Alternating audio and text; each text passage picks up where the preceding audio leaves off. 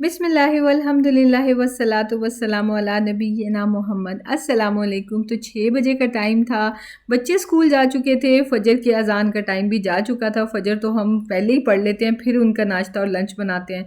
तो उसके बाद मैं कुरान पाक पढ़ती रहती हूँ या कोई ना कोई तस्बीहात करती रहती हूँ, क्योंकि फिर इशराक का जब टाइम हो जाता है, इशराक के 2 नफ़ल पढ़ते हैं तो अल्लाह ताला हज का सवाब देता है। और मैंने एक स्कॉलर को सुना, वो कहते हैं आपको पूरा साल 365 days a week a year sorry आप हज का सवाब इकट्ठा कर सकते हैं। तो हम क्यों ना इकट्ठा करें, हम क्यों किसी से पीछे रहें, दुनिया में इसी काम के लिए तो आए हैं। तो खैर मैंने इशराक ख़त्म की, फिर मैंने विंडो खोल के देखी, क्योंकि एकदम से हवाएं बहुत अच्छी हुई हैं। इस्लामाबाद में बहुत ही अफसोसनाक जितना यालाबारी हुई है, इतने गंदे बड़े बड़े हेल्स थे। तो वहाँ पे तो मतलब तबाही मच गई थी। अल्लाह ताला सबकी मुश्किलात आसान फरमाए। पर उसकी वजह से ना बाकी हर जगह, हर कंट्री में, स्पेशली गल्फ़ कंट्रीज़ पास पास ही हैं, तो यहाँ पे ना ठंडी ठंडी सी हवाएं चल रही हैं और इधर जो मौसम है ना वो काफ़ी प्लेजेंट लग रहा है। और ये देखें कर्टन्स तक हिलने लगे हुए हैं।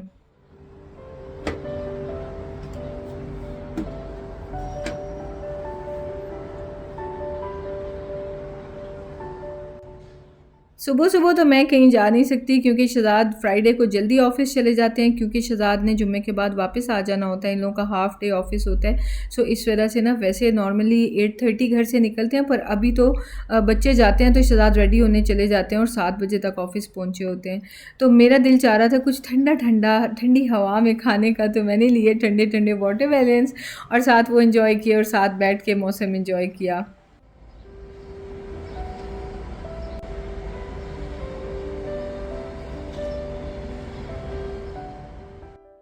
ब्रेकफ़ास्ट का दिल नहीं कर रहा था ना, तो मैंने काफ़ी सारा वाटरमेलन खा लिया, तो मुझे ऐसे लग रहा था मैं फ़ुल हो गई हूँ। उसके बाद मज़े से मैं आई, रूम में बैठी। ये टाइम मेरा होता है अपनी एडिटिंग करने का, या बच्चों के जो भी टास्क हैं या उनकी जो एग्ज़ाम प्रेप के लिए जो भी मटीरियल्स आए हुए हैं, मतलब उस सब को सॉर्ट करना, देखना किस बच्चे को क्या पढ़ाना है। तिहामी माशाल्लाह से खुद पढ़ता है, ऑब्वियसली बड़ा हो गया है, पर सुनती अभी भी मैं उससे हूँ, क्योंकि एजुकेटेड होने का क्या फ़ायदा कि सब कुछ बच्चों पे डाल दिया जाए। सारी ज़िंदगी उसने इंडिपेंडेंट ही रहना है। पर आई मेक श्योर कि मैं उससे सुनूँ ताकि उसके ग्रेड्स अच्छे आएँ। और मिशारी का तो सारा स्टार्ट टू फिनिश मैंने खुद ही देखना होता है, तो बस वो काम करने के बाद फिर मैंने अपनी एडिटिंग स्टार्ट कर ली। 4 से 5 घंटे टोटल मेरे इस काम पे लगते हैं।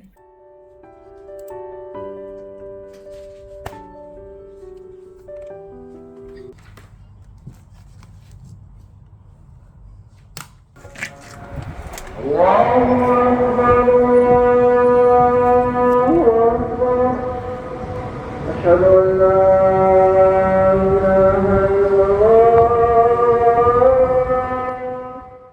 ये था फ्राइडे, और वैसे मैं फ्राइडे की नमाज़ पढ़ने जाती हूँ, लेकिन इस बार जुमे की नमाज़ नहीं पढ़ी, क्योंकि शाम में हमारे फैमिली फ्रेंड्स आ रहे थे, तो मैंने सोचा कि मुझे खाना वगैरह बनाना है तो मैं ना जाऊँ। पर पता है अफ़सोस किस बात का था? इस बात का था कि मेरी कुकिंग शुरू ही जुमे की नमाज़ के बाद हुई थी। वहाँ पे नमाज़ ख़त्म हुई है तो फिर मैंने ज़ोहर की नमाज़ पढ़ी, क्योंकि ऑब्वियसली मैं घर पे थी, और फिर मैं किचन में आई हूँ। तो मैंने सोचा कि नेक्स्ट टाइम चाहे कुछ भी हो ना, इंसान चला जाए।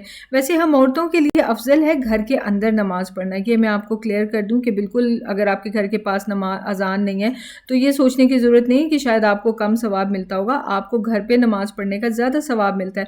पर करीब में मस्जिद है, वैसे हम हर चीज़ के लिए बाहर निकल जाते हैं, तो मस्जिद है तो हम इसलिए घर बैठे रहें कि अजर ज़्यादा घर पे मिलेगा। तो स्कॉलर्स कहते हैं कि अगर आप जाना चाहते हैं तो आप बिल्कुल जा सकते हैं। एनीवेज़, तो मैं बना रही थी बिरयानी, और बिरयानी के लिए ना मैंने पहले कीमा प्रिपेयर करना है। उसमें मैंने जिंजर गार्लिक का पेस्ट डाला है, प्याज, धनिया, हरी मिर्च, और इसको मैं बारीक सा चॉप कर लूँगी। फिर मैंने इसमें डाल दी ब्रेड, और ब्रेड को मैंने इतना चॉप करना है कि इसकी ना पेस्ट बन जाएगी। जो प्याज वगैरह का पानी निकला है ना, वो सब ये एब्जॉर्ब करके ना तो लिक्विड एक थिक सी पेस्ट बनेगी। ये देखें। और इसमें फिर मैं डाल दूँगी स्पाइसेस, जैसे कि नमक, मिर्च, हल्दी और गरम मसाला, ज़ीरा पाउडर, जो भी मैंने डाला है ना मैं आपके इंग्रेडिएंट्स में मेंशन कर दूँगी। सॉरी, डिस्क्रिप्शन में इंग्रेडिएंट्स क्वांटिटी सब मेंशन कर दूँगी। अच्छा, मैंने लिया है चिकन का कीमा, और ये रेडीमेड कीमा है, लेकिन इसको भी मैं चॉप करूँगी। जितना भी ये बारीक फ़ाइन कीमा बन जाए ना, उतना ही अच्छा रिज़ल्ट आएगा, उतना ही मज़ेदार कीमा तैयार होगा। ये आपने ज़हन में रखना है कि अगर आपने रेडीमेड कीमा लिया है ना, तो इवन अगर आपने मिक्सर में से भी निकाला है कीमा, तो भी उसे चॉपर में एक दफ़ा ना बारीक सी पेस्ट ज़रूर बना लें। तो अंडे मैंने ऑलरेडी बॉयल होने के लिए रख दिए थे ताकि थोड़े ठंडे होने में भी टाइम लगता है ना, उनको तो ठंडे हो जाएँ जब तक कि फिर मैं उनके ऊपर कीमा लगा सकूँ। तो मैंने इनको पहले किया बॉयल और उसके बाद फिर छीलने के बाद ना मैं इनको वॉश कर लूँगी, कोई भी अगर छिलका रह गया तो वो हट जाए। पानी बॉयल हो गया तो उसमें मैंने ये भीगे हुए चावल डाल दिए, इनको मैंने तकरीबन घंटा भिगोया था, साथ में ये साबुत स्पाइसेस और नमक डाल दिया। दूसरी तरफ इनको वॉश करने के बाद ना मैं टिश्यू से अच्छी तरह से पानी इनका ड्राई कर दूंगी। और ये बहुत इंपॉर्टेंट ट्रिक है कि अगर आप चाहते हैं कि आपके नरगिसी कोफ्ते, चाहे तो आप सालन पका रहे हैं या आप चावल बना रहे हैं, ये उतर ना जाए अंडे पे से और क्रैक्स ना इसमें पड़े। तो ये देखें किस तरह से चिपक रहा है अंडे के ऊपर कीमा, वरना अंडा स्लिपरी होता है, ये तो फ़ौरन उसके ऊपर से हटने लग जाएगा। तो आपने इसको टिश्यू से अच्छी तरह से या किचन टॉवल से ड्राई करना है। इनके ऊपर मैंने लगा दिया है लेयर और साथ में इसको मैं ना थोड़े से ऑयल में तेज़ आग पे फ्राई करती जाऊंगी। इसको अंदर तक पकाने की ज़रूरत नहीं है, बस इसको ऊपर मैंने अच्छा सा गोल्डन कलर देना है और निकाल लेना है और इसने पकना है ग्रेवी में। तो कच्चे कच्चे ही होंगे, आप इसको इस वक्त खा नहीं सकते। ये भी बॉयल हो गया तो इनको मैंने निकाल दिया था, चावलों को ड्रेन होने रख दिया और ये देखें जो कोफ्ते हैं वो निकाल लिए हैं और नेक्स्ट पीस में डाल दिए हैं। चलें जी अब ग्रेवी की तैयारी करते हैं। मैंने ऑयल में डाले प्याज और साथ में ये खड़े मसाले। प्याज के साथ ही डाल देना तो अच्छी खुशबू आती है। जब तक प्याज ने कलर चेंज करना है तब तक ये मसाले भी खूब अच्छे से अपना फ्लेवर रिलीज कर चुके होंगे। आज मज़ा आ रहा है, कल गैस कम थी और आज मज़े से गैस सही है और मेरा यानी कि ये कुकिंग रेंज भी सही है, जो कि ऑब्वियसली हर दिन सही होता है तो यानी कि मुझे सही शक था कि गैस कम थी कल, और आज जो है फटाफट से सारे काम हो रहे हैं अल्हम्दुलिल्लाह। बस ये एक हाथ से नहीं होगा तो मैं इसको निकाल लूँ, फिर उसके बाद नेक्स्ट स्टेप पे मूव करूँगी। अभी मेरा दिल चाह रहा है बिरयानी की बाकी चीज़ें मैं पूरी ना करूँ, अभी ग्रेवी वगैरह बनानी है, फिर ये सारा लेयर करना है और ग्रेवी में ये पकाने हैं ना पूरी तरह से नरगिसी कोफ्ते। पर मैं सोच रही हूँ कि मैं ना पहले शहजाद के साथ एक ड्राइव कर रहा हूँ और ना चाय पियाऊँ, क्योंकि ये पूरा वीकेंड, आज तो फ्राइडे है तो ये पूरा वीकेंड हमारा आपस में तो गुजरना ही नहीं है। इसलिए कि अभी शाम में एक फ़ैमिली आ रही है, उनके साथ गपशप है। फिर उसके बाद वो तो हमारे इतने क्लोज हैं ना कि बस जो मैं खाना बना रही हूँ हमने वो इकट्ठे खाना है, तो बस बिरयानी ही बना रही हूँ। और फिर उसके बाद क्या है नेक्स्ट, हाँ कल तिहामी का फ्रेंड आ रहा है तो कल मैंने उसके लिए चीज़ें बनानी हैं। और फिर उसके बाद हाँ परसों हमने जाना है मिशी की चीज़ें लेने के लिए। तो बस फिर यही चल रहा है। इसमें भी मैंने अब टमाटर डाल दिए हैं, जब सारा कुछ इसमें अच्छे से उसकी खुशबू आ रही थी, और साथ में इसमें स्पाइसेस ऐड कर दूंगी। ये बिरयानी जो है ना इतनी मज़ेदार बनती है, लेकिन आपने क्या करना है कि आपने ना ये कीमा बना के एक दिन पहले रख देना है ताकि अच्छे से मैरिनेशन हो जाए। इवन आप ये भी कर सकते हैं कि आप बॉयल्ड एग्स के ऊपर ये कीमा लगा के इसको हल्का सा फ्राई करके फ्रिज में रख दें और फिर अगले दिन आप इसको ग्रेवी बना के तो उसमें पका लें। इस तरह भी आप कर सकते हैं कि अगर आपको इतना फास्ट अगर नहीं करना आता, न्यू है किचन में या और बहुत से काम हैं, बहुत सारी रेसिपीज़ हैं, तो इस तरह से आप इसके शॉर्टकट्स ले सकते हैं। अच्छा, इसमें मैंने थोड़ी सी टमाटो पेस्ट भी डाली थी क्योंकि टमाटर ज़्यादा रेड कलर के नहीं थे। अब इसमें मैंने ये डाल दिए हैं नरगिसी कोफ्ते और थोड़ा सा पानी भी डाल दिया क्योंकि ग्रेवी काफ़ी ड्राई सी थी अभी, तो जब तक कोफ्ते पकने थे ग्रेवी ड्राई होने लग जानी थी। तो थोड़ा सा मैंने पानी डाल के मिक्स कर दिया, इसको कवर करके अच्छे से पका लेंगे और बस ये डन हो गया है। और इसका पानी मैंने ड्राई कर दिया था क्योंकि ज़ाहिर है बिरयानी में जो है वो मसाला पानी वाला अच्छा नहीं लगता। और ये मैंने नरगिसी कोफ्ते अलग कर लिए हैं और ग्रेवी अलग कर लिया है। और अब मैं असेंबल करूँगी। तो पहले चावल डाले हैं मैंने बॉयल हुए हुए, हाँ चावल मैंने 90% बॉयल किया, 100% बॉयल नहीं किए। इसके ऊपर मैंने हाफ़ ग्रेवी डाली है और लेमन के स्लाइसेस डालेंगे, ऑप्शनल है, कई लोगों को लेमन और इमली पसंद नहीं होती, आप बेशक ना डालें। और इसके ऊपर फिर मैंने डाली हैं हरी मिर्चें, धनिया और पुदीना। तो मैं लेके आई हुई थी, पूरा एक पॉट मैंने मंगवाया था इनफैक्ट, और इसमें से मैं पुदीना लेके अच्छे से वॉश करके तो फिर डालूँगी। बड़ी अच्छी फ्रेश खुशबू आ रही थी। तो खैर ये मैंने पुदीने के पत्ते डाल दिए हैं और फिर उसके बाद मैं डालूँगी इसके ऊपर आधे नरगिसी कोफ्ते और बाकी के मैं दूसरी लेयर पे डाल दूँगी। अच्छा, अब जो फूड कलर है लिक्विड है तो अब वो भी डाल दें। मेरे पास है पाउडर, तो पहले मैं इसे पानी में मिक्स करके डाला करती थी, पर एक दिन ऐसे ही मैंने तुक्का लगाया कि इसको ऐसे मिक्स करें तो ये ज़्यादा अच्छा कलर आता है, चावल बहुत ही प्यारी लुक देते हैं। तो आप भी इससे ट्राई करके देखना। बाकी की जो ग्रेवी है मैंने इसके ऊपर डाल दिया है और फिर अब इसके ऊपर मैं डालूँगी राइस। और राइस डालने के बाद फिर सेम सारा प्रोसेस हम रिपीट कर देंगे। और इसको फिर मैंने ना दम पे नहीं रखा था। हाँ, मुझे याद आया था जिंजर मैंने पिछली लेयर में डाला नहीं था, वो भी मैंने डाला, काट के रखा हुआ था।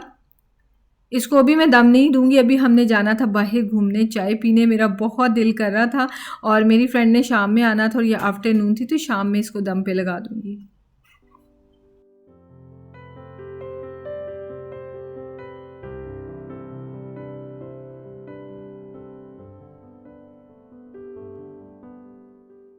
मेरी हरकतें देखी आपने बिरयानी मैंने बना ली थी, तो उसके बाद चाय पकड़ी और थोड़ा-सा राउंड लगाया। शहज़ाद ने चाय कॉफ़ी कुछ नहीं पीना था, तो मुझे राउंड लगाने ले गए। विंडो खोली थी, बड़ा मज़ा आया, ठंडी-ठंडी सी हवा आ रही थी और ये सी देखने का तो मतलब कभी भी दिल नहीं भरता, बहुत ही खूबसूरत लगता है। उसके बाद मैं घर आ गई और थोड़ी-सी चाय अभी रहती थी, उधर से मिशारी के कारी साहब आए हुए थे और कारी साहब की भी जो टाइमिंग सेट किया है, वो कभी मैं आपसे शेयर करूँगी। और स्कूल क्यों चेंज कर दिया मैंने पहले बताया था, पर आई थिंक बहुत से लोग नए हैं ना चैनल पे, तो उनको नहीं पता। मैं दोबारा से उसके बारे में डिस्कस करूँगी और टाइटल भी वही दे दूँगी ना, ताकि किसी ने भी वो इन्फॉर्मेशन चाहिए हो तो वो उस वीडियो को देख सकें। खैर, इसमें नमक, काली मिर्च और लेमन डाल के तो मैंने सैलेड तैयार कर दिया। साथ साथ अब ठंडी हुई हुई चाय जो है ना, वो भी मैं जल्दी जल्दी ख़त्म कर रही हूँ, क्योंकि चाय की बहुत ज़रूरत मुझे लग रही थी।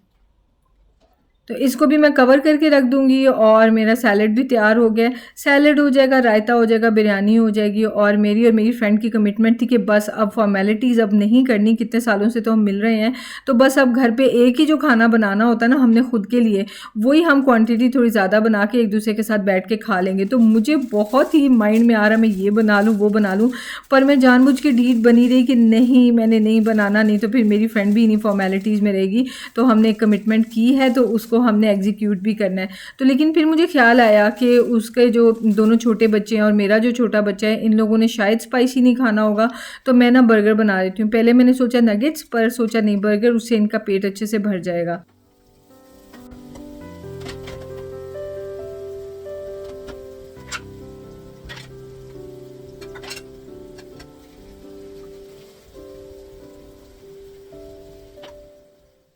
ये चिकन बर्गर्स ना सादिया के हैं। मैं बच्चों को रोज़ाना बर्गर ही बना के देती हूँ लंच बॉक्स में, क्योंकि इन दोनों को बहुत भूख लगती है। तो एक कंटेनर, एक साइड पे बर्गर होता है, जूस होता है, दूसरी तरफ फ्रूट होता है और तीसरे कंपार्टमेंट में वेजिटेबल्स होती हैं।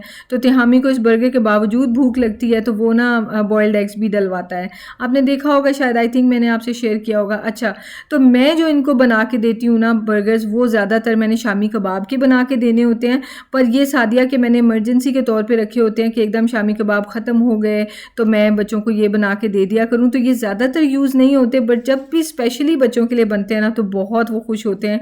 उनको ऐसे लगता है कि ये जो है ना बाहर वाले बर्गर्स हैं, पता है मम्मा ने बनाए हैं, पर उनको बड़े मज़े के ये लग रहे होते हैं तो मैंने भी ये बर्गर भी जल्दी-जल्दी बना के रख दिए। बस मेरा किचन का सारा काम ख़त्म हो गया था और मैं शहज़ाद की हेल्प कराने आ गई, क्योंकि बेडशीट्स ना मैं हमेशा शहज़ाद से ही चेंज कराती हूँ। उसमें मैट्रेस हटा के और उसके अंदर बेडशीट लगानी होती है, क्योंकि ना ये साइड पे मैं लगा दूँ ना, जैसे साइड पे पुश करके, तो क्या कहते हैं, ये मैट्रेस की साइड पे मैं ठूँस दूँ, हाँ, ये मेरा करेक्ट वर्ड है, मैं ठूँस दूँ बेडशीट, तो उसमें से निकल जाती है। तो शहज़ाद मैट्रेस हटा के ना, तो अच्छी तरह से बेडशीट लगाते होते हैं और वो फिर ना बस ऊपर से झाड़नी होती है। मैंने डस्टर रखा होता है बेड्स के लिए, वही मैं यूज़ कर लेती हूँ, तो मुझे पूरी बेडशीट उठा के दोबारा दोबारा नहीं सेट करनी पड़ती। सो इसलिए ये काम तो मैं शहज़ाद की हेल्प ही लेती हूँ। तो पिलो कवर्स मैंने लगा दिए, साथ में शहज़ाद को जो है मैंने कहा बेडशीट चेंज कर दें, और अब मैंने जाना था थोड़ा वॉशरूम में, मुँह हाथ धो लूँ, थोड़ा फ्रेश हो लूँ, थोड़ा ज़रा रेडी शेडी हो लूँ। घर पे रह के क्या ही रेडी होना है, लेकिन ना ज़रा थोड़ी-सी फ्रेश लुक आ जाए, थोड़ा यानी कि ज़रा प्रेज़ेंटेबल तो लगूँ अपनी फ्रेंड को, ना कि उड़ी हुई शक्ल नज़र आए। तो मैं तो चली गई ज़रा फ्रेशन अप होने के लिए, और शहज़ाद से मैंने कहा कि इस रूम के जो है ना आप ही बेडशीट्स चेंज कर दें और इस रूम को रेडी कर दें।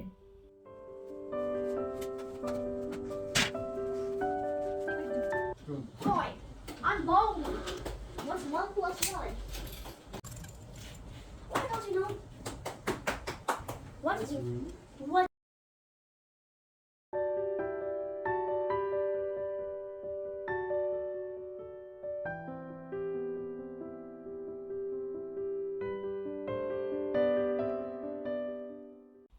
सोफ़ाज़ की ली मैंने मेजरमेंट और मैं सोच रही थी कि सोफ़ाज़ के लिए भी ना कवर्स ले लूँ। टेमू पे बहुत अच्छे रिक्लाइनर कवर्स मिलते हैं। असल में ये है कि मिशारी बाहर खेलता है, सॉक्स इसने पहनी होती हैं और घर पे आता है ना तो सीधा आके सोफ़े पे बैठता है और मैं नहीं कहती कि सॉक्स उतारो। हमारे घर में ना बहुत ठंड लगती है, मुझे भी, मिशी को भी और तिहामी को भी, सिर्फ शहज़ाद को नहीं लगती। सऊदी अरब में आपको याद भी नहीं होगा कि कभी मैंने सॉक्स पहनी हो, पर यहाँ पे हम सॉक्स पहन के फिर रहे होते हैं। तो मुझे लगता है सोफ़ाज़ गंदे हो जाएंगे, उससे बेहतर है कि मैं इसके ऊपर ना कवर लगा दूँ और फिर उसके बाद कवर उतार के तो उसको वॉश किया जा सकता है।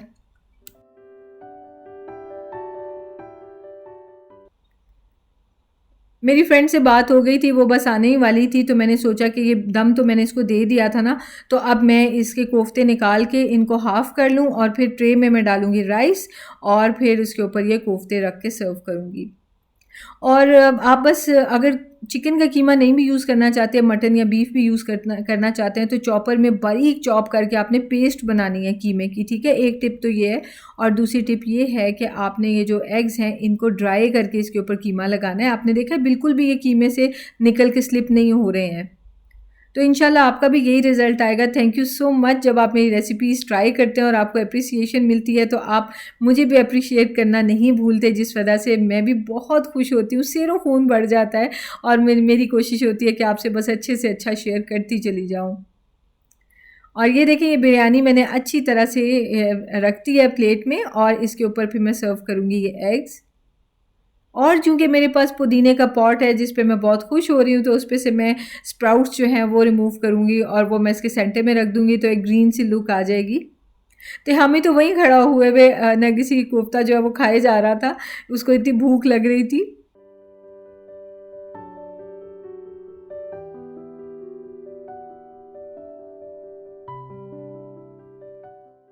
बस इसके ऊपर मैंने पुदीना रख दिया है और आप चाहें तो इसके ऊपर ना जो प्याज है उसको ब्राउन करके क्रश करके वो भी आप डाल सकते हैं, वो भी अच्छी लगेगी। और चाय के लिए मैंने क्रैनबेरीज़ और वॉलनट्स रख लिए और साथ में 1 पाउंड केक चॉकलेट का मंगवा के ना बकाला से, तो वो भी साथ में रख लिया क्योंकि हमारा कैजुअल मीटअप है, बिल्कुल जो घर पे खाते हैं। घर पे तो हम चाय के साथ ये भी नहीं खाते, लेकिन मुझे फिर भी इतना सा हो रहा था कि यार चाय के लिए साथ तो कुछ रख लूँ, बिल्कुल ऐसे सिर्फ बिरयानी रख के और फिर हम बैठ जाएँ। लेकिन बड़ी मुश्किल से हम ना ये चीज़ प्लान कर चुके हैं कि हम लोग कैजुअल मीटअप्स इसी तरह ही करेंगे कि बस एक डिश बनाएंगे और मिल के खा लेंगे। तो ये था हमारा सेटअप। मिलते हैं आपसे नेक्स्ट वीडियो में इंशाल्लाह। टेक केयर, अल्लाह हाफिज़। Runway in the world. ओह अच्छा यानी जो प्लेन लैंड होता है और रुक जाता है, अच्छा इस तरह चलो फिर सिर्फ ट्रेन पायलट जा सकते हैं, अफोल ना क्योंकि वो सारा चारों तरफ पहाड़ है। पहाड़ यहाँ खाई गया था ना हाँ जी, पूरा पहाड़ है, छोटा सा रनवे, तो लैंड करेगा और ब्रेक लगा देगा। इस शारजा तरह लोग किसी टाइम पे इतना खतरनाक सा है ना, लैंडिंग के टाइम पे और टेक ऑफ दोनों ऐसा लगता है कि हम लोग मतलब किसी राइड्स में बैठे हैं।